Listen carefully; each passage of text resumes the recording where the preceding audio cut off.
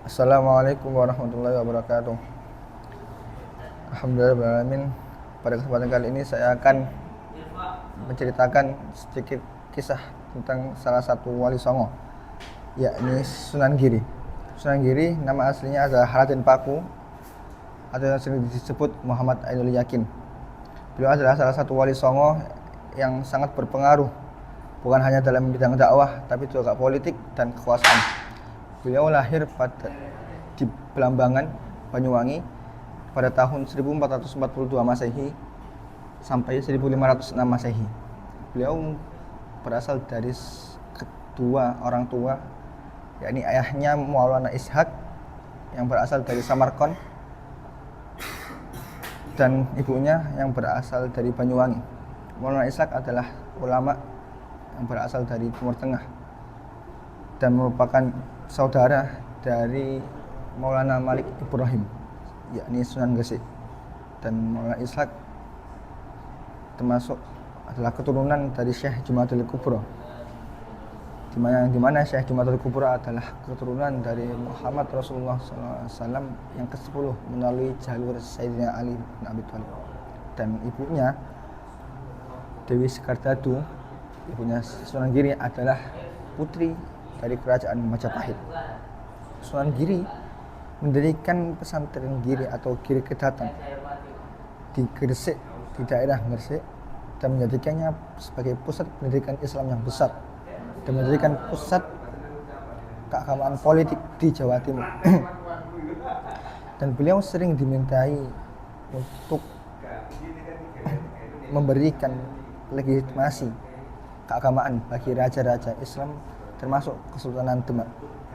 Banyak para raja, bangsawan, dan tokoh masyarakat yang meminta restu beliau sebelum mereka berkuasa.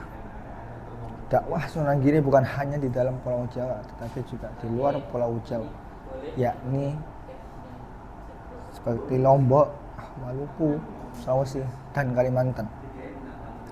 Dan beliau Sunan Giri berperan sebagai pusat koordinasi politik keagamaan Islam di Nusantara.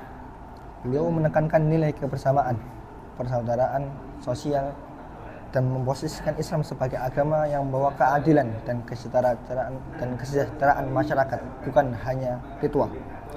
Sunan Giri hidup sezaman dengan abad kejayaan negara Khilafah Turki Utsmani, ketika termasuk setelah penaklukan Konstantinopel pada tahun 1453 Masehi oleh Sultan Mehmed II, yakni Sultan Muhammad Al-Fatih.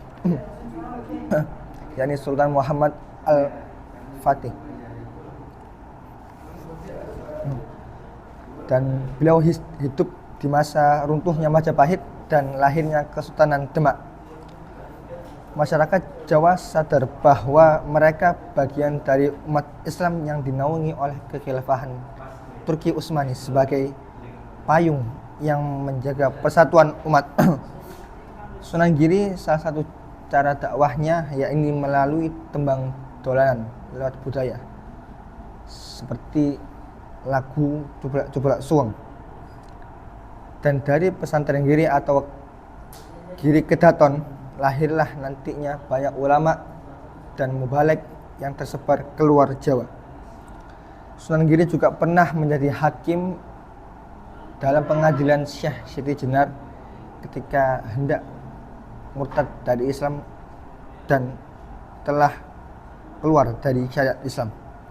Dari kisah Sunan Giri ini bisa kita lihat bahwa politik khilafah Turki Utsmani sangat-sangat mempengaruhi Pulau Jawa.